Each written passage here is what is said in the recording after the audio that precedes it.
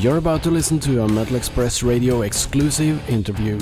Head on over to metalexpressradio.com for our latest rock and metal interviews. And while you're there, check out our web radio, read our reviews, and rock and metal news. Enjoy the interview. Joining me tonight from Houston, Texas, WildeStarr's WildeStarr and London Wilde. How y'all doing? Doing good. Doing great. The band first got started in 2003 in Alameda, California. What brought you guys together? Well, actually, I was engineering bass tracks for Dave, and he was on the Chastain album. And while we were wrapping that project up, he started showing me all these guitar ideas that he had, and he said, "I've been thinking about putting together a band." And I said, "Well, I'd like to sing if you don't mind." And so he gave me a couple of songs, and I worked on them, and we just had a chemistry together. So we proceeded to try and get other members in the band, but it just seemed like we were having trouble getting people with our vision. So Dave just took over the task of both guitars and the bass, and we got a drummer, and we completed that album. So the next album, we replaced the drummer with Josh Foster, who we've done the last two records with, and we just have a chemistry together. So we've pretty much just kept the fire burning in that way. It seems to work for us. You put out the album Arrival in 2009. What was your experience putting together that first album? Well, we didn't really know what we were doing, and this is when MySpace was going full speed, and we posted it on MySpace, right? Yeah, we put the single out while we were working on other stuff. We were writing other material, and we put that single out, and it was a demo recording we did at home, and it got a really positive response, and so that gave us confidence to go ahead and go into the studio. That first album was mixed in a studio. The two subsequent albums, we just did them ourselves. I took over the engineering and mixing at home. So that we learned a lot the first record about how we work, and songwriting. Technically, that was just getting our feet wet. And we didn't even have a record deal for that first album. We put it out on our own label and cut deals with distributors in Europe and the U.S. and Japan, and just kind of did a mom and pop kind of thing. Yeah, it was kind of crazy. We really hit the pavement on that first record. We so hard to get the word out there. I know the album did really well in Japan. It charted in Japan, and that was amazing because, we didn't really have real label representation or publicity, and so that means it must have just spread word of mouth. We hooked up with a company called Disc Union, who's a big importer, exporter, and they ended up buying a lot of CDs from us, from their USA affiliate, and they were shipping stuff back to Japan, so we ended up selling a lot of CDs that way. Well, that was actually a surprise to us as well. I mean, we were just trying to do everything we could to get it in as many channels as we could, different countries, and Japan, who knew? So our second, we actually had Hydrant EMI was the distributor for Japan on our second album. So, that was really exciting for us. London, you're the one that actually put together that video for Arrival, am I right? Yeah, I filmed it myself and edited it myself and did all the effects. For better or worse, it was the first video I ever made, and it was a lot of work. It took a lot of time. But I look at it again. I haven't looked at it in a long time, but when I looked at it, I thought, well, it looks a little dated and a little, you always look back and say, oh, I could have done that better. In 2012, you came out with the album A Telltale Heart. How was that different from the first? Well, I think we honed in more on our sound. It was a little more tough sounding. That was our first, working with Josh as the drummer. That made a big difference, a really big difference in our sound. And, obviously we had a little more confidence, and I think we got closer to the sound that we were imagining in our head. It came out a little more clear that time.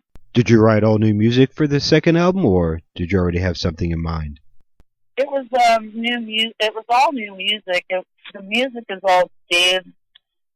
The guitar parts and the bass part. That's all Dave, and he does that up front. And he's very prolific. He starts working on songs before the record's done. He's got another record ready to go. Well, I'm always writing, and like this record's not even out yet for another 10 days, and I've already got about 2 albums worth of material written for the future. So we're always writing ahead. On Telltale Heart, actually, there was one song we didn't write, and a lot of people aren't aware of this because I'm kind of surprised it never got posted on YouTube anywhere, but the Japanese version of Telltale Heart, we did a cover of Neon Nights by Black Sabbath, which turned out really cool, but a lot of people outside of Japan don't know anything about it. See, now you're going to make me want to go on a search. What made you add that track? Was it just something you felt like doing?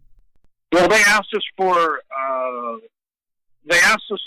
have a bonus track, and we really threw that thing together actually pretty quick, and we just felt that I thought that the Sabbath lineup with Dio kind of was more in the kind of the traditional Judas Priest kind of vein, classic Queensryche, where we come from. So it seemed to kind of fit with our sound. So we put it together and did it, and it's on the Japanese CD. Well, your new album, Beyond the Rain, is fantastic. Do you think old school metal will appeal to the younger generation? We get beat up in some reviews for playing the style of music we play. Like the reviewers were almost just criticizing the style of music we're playing. But we've never felt like what we were doing is in the past. It's like we're playing, yes, we're taking that style, but we're making it current, and it seemed like nobody was really getting that or appreciating that until lately. I'm starting to see, because it's a lost art. There's not a lot of bands doing it anymore, and it feels like this record, there's a new appreciation for it. We don't make apologies for the kind of music we're playing or try and please any particular generation. We're just trying to please ourselves as discerning musicians, which I think we are. And we feel like we're doing music that is valid and current. It's just has its roots in traditional metal, and we feel like there's nothing wrong with that. And I grew up in the 60s and 70s, and I'm influenced by music from the 60s, 70s, and 80s, and I'm certainly not going to go start listening to music that was. I mean, I don't listen to a lot of music, period, anyway. But when I do, it's usually the classic rock, metal stuff. But I mean, what do people expect us to do if they say, "Gee, you guys sound like you're from the generation you're from"? Well, duh. I mean, what do they want from us? You want me to go listen to all this new metal that's been out the last 10, 15 years and start sounding like that? And then we'll say we're jumping on a bandwagon. Yeah, we wouldn't be being true to ourselves if we tried to artificially, play a style that wasn't, part of our chemistry and our, the bottom line to me is that great music is timeless. Yeah. And if people appreciate what we're doing, then that's great. And if they don't, that's cool too. I hope you don't mind me asking, but there's a real interesting story and inspiration surrounding your new album. Do you mind telling us about it? Let's see. In 2014, right before the release of the Telltale Heart, 2012. I'm sorry, 2012. My brother, who's a musician, took his own life in his rehearsal studio, and that hit me really hard, and especially, being that we're both musicians, and I all of us can relate to his frustrations, his disappointments in life and in himself and everything. It's not always a pretty road when you're a musician. You make a lot of decisions and sacrifices in your life, and then when you get older and nothing's working out, it can be really overwhelming. And I felt like, since we were just working on material for the new album, it just felt right to me to tell his story and my story, and that's kind of a universal story, I guess, about his journey and his pain, and it's kind of a literal story, and I felt like I was including him in music, which is just something that was important to me to do. It's a concept album, but it's based around a true story about London's and her relationship with her brother, whereas a lot of concept albums are kind of fictional or told from afar. This is an actual real story. I'm not sure. I've always felt like I always try and write from a point of view that every song can stand alone on its own, whether it's heard in the context of the whole album or just a random song somebody hears. I mean, it's important to me that every song just be a good song. And I also think, sometimes lyrics can be universal and people can interpret them in ways that are meaningful to them. But as long as the feeling and the emotion are there in the vocals, I think people can feel that feeling whether they know exactly what you're talking about or not. And I think that's where the power comes from in, music that moves people.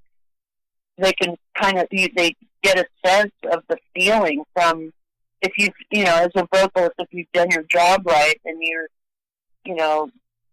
emoting very strongly these feelings, the listener picks up on them. We're talking openly about it in the press release and on our website and Facebook pages. So the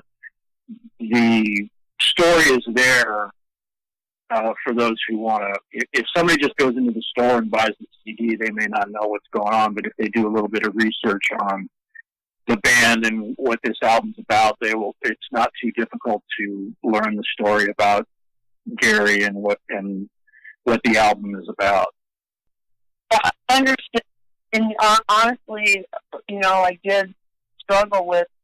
I wanted to write this story, and then when it came time to think about the press and press releases and talking about the album, I wondered, do I even really want to say what it's about? And then I realized, well, then it would have been for nothing. I need to say what it's about, even if you're going to write about it, sing about it, you might as well talk about it. Yeah, exactly. Once again, your new album, Beyond the Rain, is fantastic. Thank you. Thank you. So what do you have planned for the future? Are you working on a new album, maybe a tour?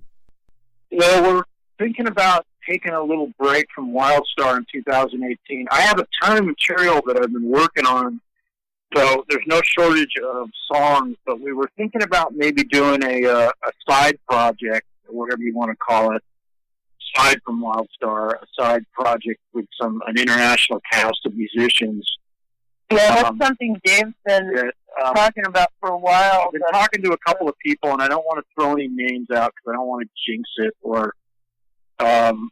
But I've been talking to a couple of people. We just thought maybe we'd do something a little different to give it just to do something for what is this, 2017. So basically for over 10 years straight, we've been doing nothing but WildeStarr. And so I just thought it would be interesting just to try something different. And it may not be an entire album. It might be like an EP or maybe even just a downloadable single that we post on the internet with our side band or whatever you want to call it. But we'll keep you posted on that. A couple of really great people. Glad I had a chance to talk with them. WildeStarr's David Starr and London Wild. You just listened to a Metal Express Radio exclusive interview. Head on over to metalexpressradio.com for our latest rock and metal interviews. And while you're there, check out our web radio, read our reviews, and rock and metal news.